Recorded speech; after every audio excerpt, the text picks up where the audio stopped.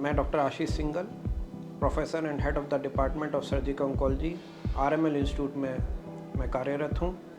आज हम oral cancer के विषय में जानेंगे और कैसे इससे बचाव कर सकें, क्या इसका सही इलाज है, क्या इसके सिम्टम है, इस सब चीज़ के बारे में चर्चा करेंगे। जैसे कि पता है आप सब लोगों को, ओरल कैंसर एक बहुत भयावह बीमारी है और ओरल कैंसर जो है इसके मुख्यतः इंडिया में सबसे कॉमन कैंसर से ये है। ओरल कैंसर यूजुअली मुख के कैंसर को बोला जाता है, जिसमें कि लिप्स, जीभ यानी टंग, एल्वियोलस यानी दांतों की जड़ और फ्लोर ऑफ द माउथ, ये सब चीज़ें आती हैं। इंडिया में एल्वियोलोबक्कल कॉम्प्लेक्स जैसे कि दांत की जड़ों का कैंसर और गाल के अंदर की जो म्यूकोजा होती है उसको कैंसर को बहुत ज़्यादा कॉमन है। सेकंड नंबर पे जीभ का कैंसर आता है। तो ये दोनों मुख्यतः कैंसर ऑलमोस्ट 60% सारे ओरल कैविटी के कैंसर्स को बनाते हैं। टॉन्सिल कैंसर जो है, ये जो है ओरल कैंसर में नहीं शामिल होता है, ये जो है ओरोफेरिंक्स कैंसर में आता है। तो इसका इलाज अलग होता है, ओरल कैविटी कैंसर के इलाज अलग होता है।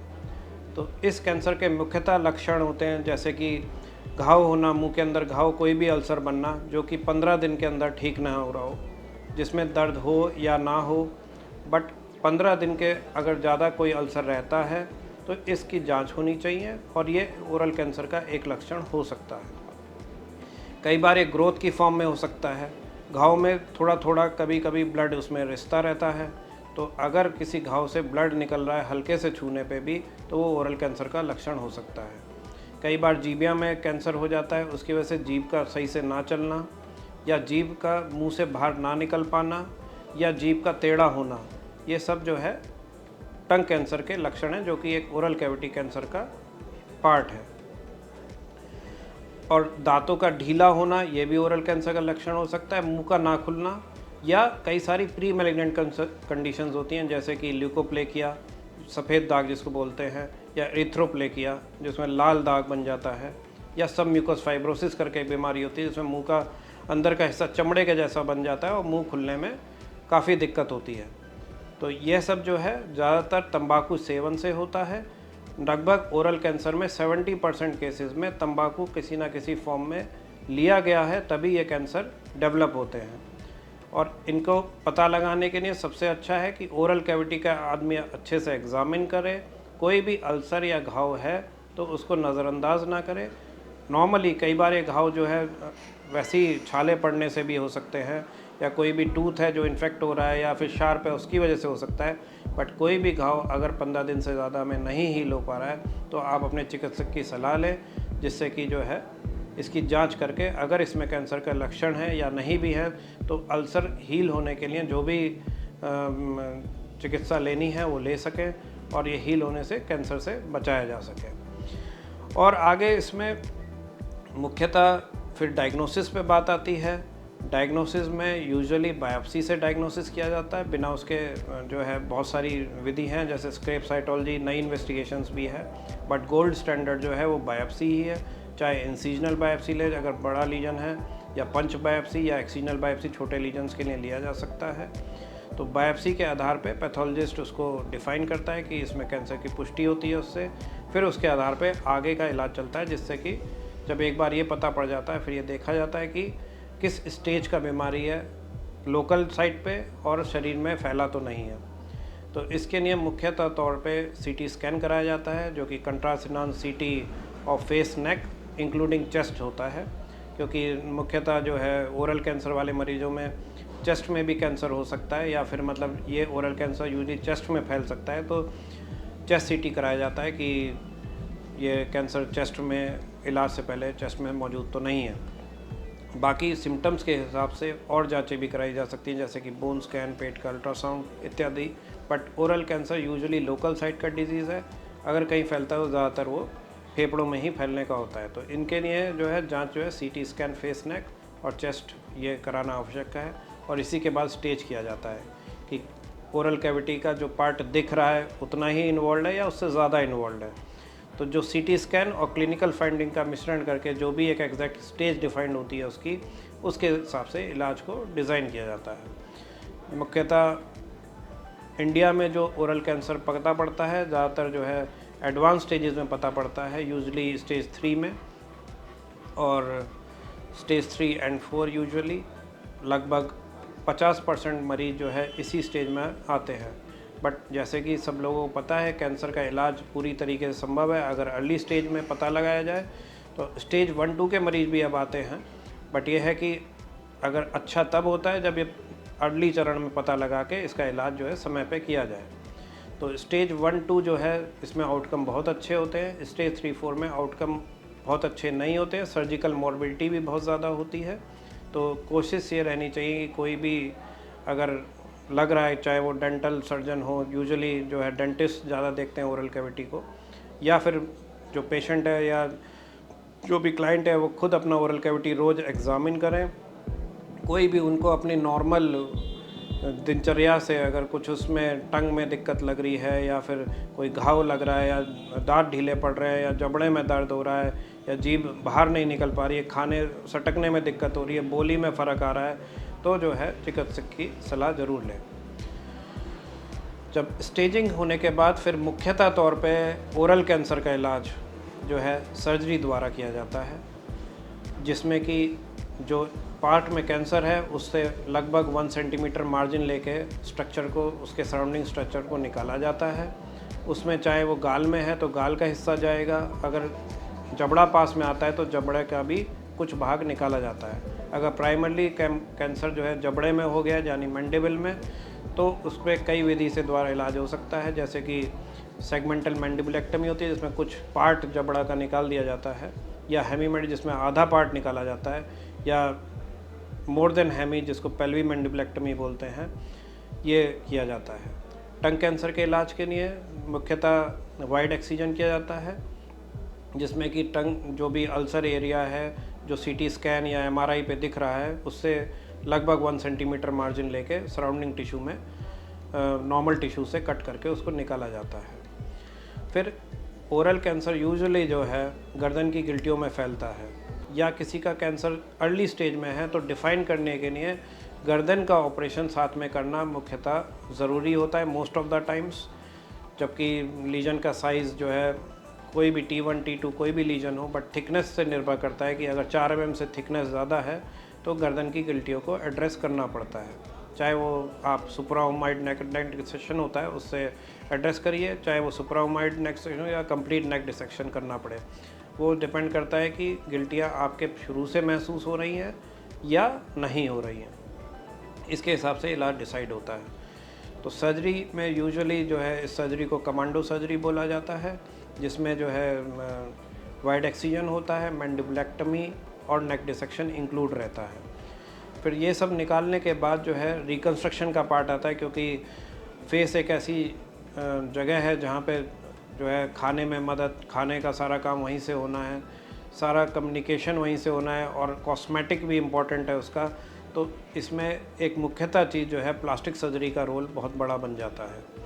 एक चीज़ और बताना चाहूँगा कि ओरल कैंसर एक ऐसा कैंसर है जिसमें स्टेज 4 कई बार हम लोग बोलते हैं भाई स्टेज 4 है, तो it means most of the time stage 4A and stage 4B। And जो बाकी कैंसर में होता है कि स्टेज 4 लोग सोचते हैं कि फैल गया है, इधर स्टेज 4 में जो है A-B में मतलब कि लोकल डिजीज़ बहुत ज़्यादा है बट शरीर में नहीं फैला है। तो 4C of oral cancer is equivalent to stage 4 of other cancers, आप ऐसा समझ सकते हैं। तो कई बार जो है डॉक्टर बताएंगे भाई कौन सा स्टेज है, तो बोला उन्होंने स्टेज 4A, तो ये ना समझे कि स्टेज 4, हाँ ऑब्वियसली ये बढ़ा हुआ कैंसर है, बट फिर भी इस स्टेज में इसका इलाज संभव है और किया जा सकता है, और स्टेज 4A में भी मरीज को लंबे समय तक के लिए ठीक किया जा सकता है। तो हम बात कर रहे थे रिकन्स्ट्रक्शन पे, तो रिकन्स्ट्रक्शन में प्रिंसिपल ये होता है कि लाइक टिश्यू को जो आपने रिमूव किया, चाहे बोन रिमूव करी है या सॉफ्ट टिश्यू रिमूव किया या स्किन रिमूव करी है, इसको उसी टिश्यू से रिप्लेस किया जाए। तो कई बार ये फीजिबल होता है, कई बार नहीं फीजिबल होता है, कई बार ये ओवर सर्जरी में आ जाता है, कई बार अंडर सर्जरी भी जाता है। तो यूजुअली जो है जब भी आपने जबड़ा निकाला है तो उसको किसी हड्डी से रिप्लेस करना चाहिए। कुछ खाल निकली है या अंदर की म्यूकोजा निकली है उसको हम लोग स्किन से रिप्लेस करते हैं, और सॉफ्ट टिश्यू को मसल से रिप्लेस करते हैं। तो आइडियल सेटिंग में अगर लैटरल डिफेक्ट नहीं है, मिड लाइन या more than mid line defect है, तो यूजली पैर की हड्डी ले जाके, खाल ले जाके वहाँ नसों से नस जोड़ी जाती है, जिससे उसमें फंक्शनल और कॉस्मेटिक आउटकम बहुत अच्छा रहता है। और फ्यूचर में अगर कोई मरीज़ चाहता है तो उसमें दांतों का भी प्रावधान रहता है कि दांत भी लगाए जा सकते हैं।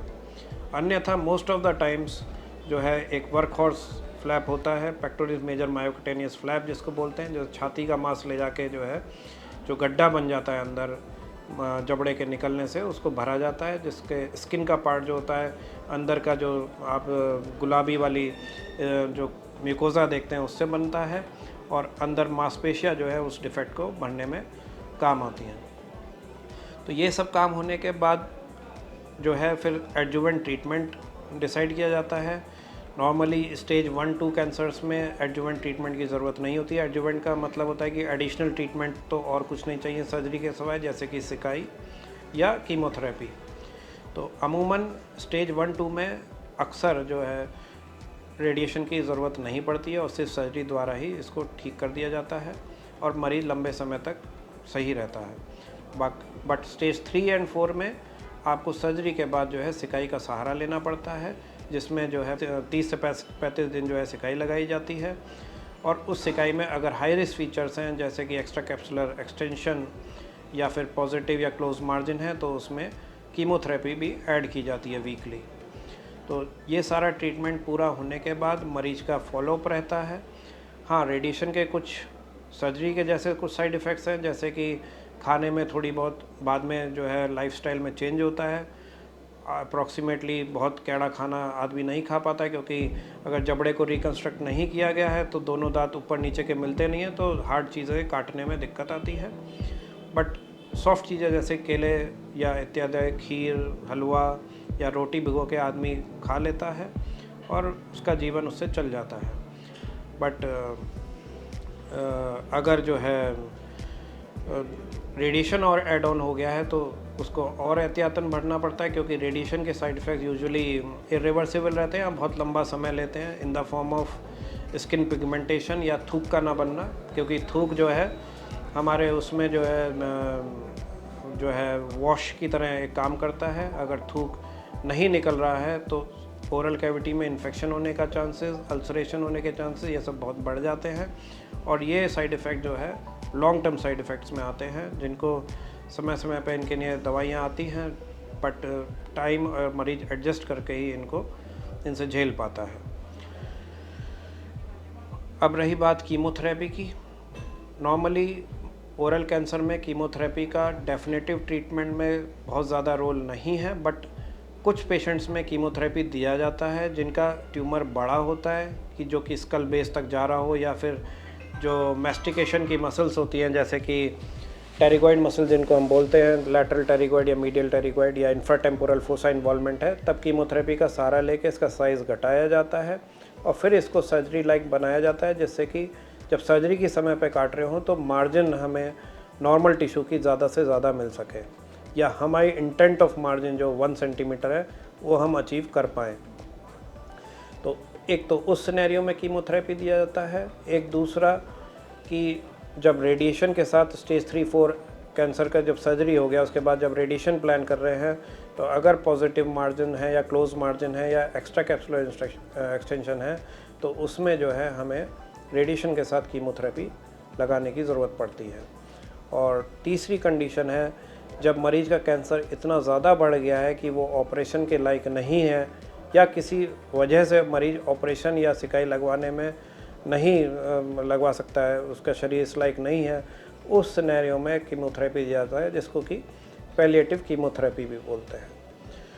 अब न्यूअर एडवांसमेंट भी हैं ओरल कैंसर के इलाज में, जैसे कि टारगेटेड ट्रीटमेंट या बायोलॉजिकल थेरेपी आप बोल सकते हैं। जैसे इम्यूनोथेरेपी आजकल बहुत सारे कैंसर्स में यूज़ होती है, तो ओरल कैंसर में भी इम्यूनोथेरेपी का एडवांस स्टेजेस में मुख्यतः बहुत अच्छा फ़ायदा पाया गया है।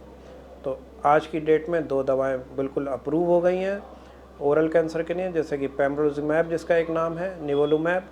ये जो है इम्यूनोथेरेपी दवाएं दिया जाता है जिनका ऑपरेशन या सिकाई माध्यम द्वारा ठीक नहीं किया जा सकता है और जिनके एडवांस स्टेजेस में है। मेरा मैसेज अंत में यही रहेगा कि ओरल कैंसर से घबराएं नहीं, बहुत कॉमन कैंसर है। मुंह पे अपनी पर्सनल हाइजीन पे ध्यान दें। कई बार दांत सड़े रहते हैं या फिर दांत शार्प होते हैं, जिससे कंटिन्यूस इंजरी बनने की वजह से घाव बन जाता है जो कि नहीं भरता है और वो कैंसर का रूप ले लेता है। तो दांत को साफ रखें, तंबाकू का सेवन ना करें और साथ में शराब का सेवन तो बिल्कुल भी ना करें तंबाकू के साथ, क्योंकि इसका सिनर्जिस्टिक इफेक्ट होता है और ये कैंसर को कई गुना बढ़ा देता है। तो अंत में मैं यही चाहूँगा कि किसी के भी मुंह में घाव हो या कोई भी नॉर्मल दिनचर्या से मुंह की ओरल कैविटी में से गंदी बदबू आ रही हो या दांत का ढीला होना या निगलने में दिक्कत या बोलने के स्पीच में सफाई में फ़र्क दिख रहा हो, तो अपने डॉक्टर की सलाह ज़रूर लें। इसमें एक कारण ओरल कैंसर भी हो सकता है, जिससे इस पर जांच करके पूरा इलाज संभव है। धन्यवाद।